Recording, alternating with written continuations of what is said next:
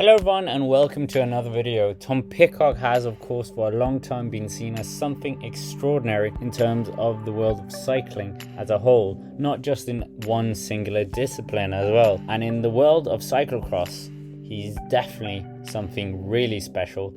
showing this by winning the junior world title in 2017, the under 23 world title in 2019, before finishing second in his first elite title in 2020 behind none other than Mathieu Van der Poel. Not bad indeed. And now in 2022 winning his first elite title in Fayetteville, Arkansas. Anyways, just bringing it back before we go into the race, looking back at what happened in his calendar season, if you will. In 2021 was very special for him as he started his first ever World Tour season with Ineos Grenadiers, and Pidcock of course went on to win the Brands Pile in a sprint ahead of his cyclocross rival Wout van Aert, and of course he almost eclipsed the Belgian superstar once again in Amstel Gold. However, he had to settle for second place in an extremely close sprint. But the highlight of the season, of course, in terms of the 2021 season,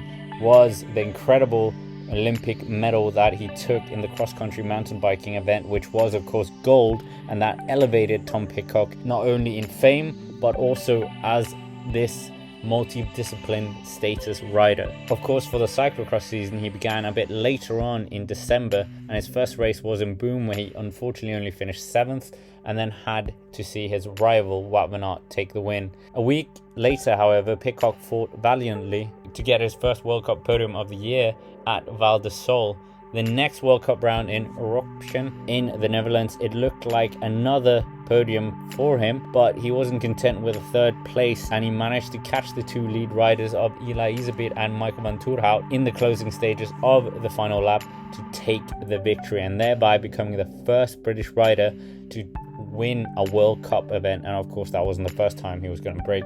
a record for Great Britain. The following day, Pidcock almost won yet again in the World Cup in Namur, but was denied by Michael van Toerhout following some bad luck in the latter stages of the race, and then going on to one of the most anticipated rounds of the World Cup, which was the Dendermonde round, which saw the return of Mathieu Van der Poel and Wout van Aert going head to head with Tom Pidcock. But unfortunately Pidcock had to settle for an 8th place, and he cited this as being largely down to tiredness. Pidcock bounced back the next day in the Super Prestige round in Zolder, finishing 2nd, and the first race of 2022 he pushed Wout van Aert as close as he could, and in the end finished 2nd in the GP Sven Nys. The following day was another World Cup round in the Netherlands, this time in Holst, and Tom Pidcock made light work of the Wout van Aert absent field. He continued the momentum and also won in Gulgem, and he was the closest rider to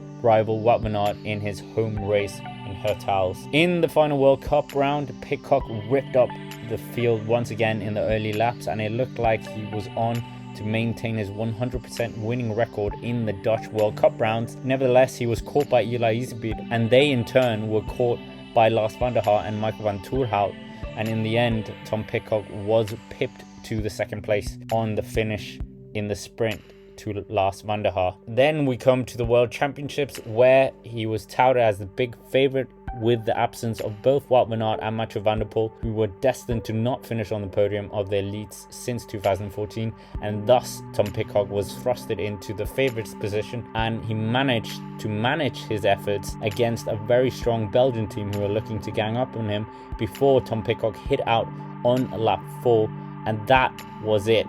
for the title as he built up his advantage lap after lap, and it seemed it was really down to him to take the win. Tom Pidcock managed to cross the line to become the first British elite cyclocross champion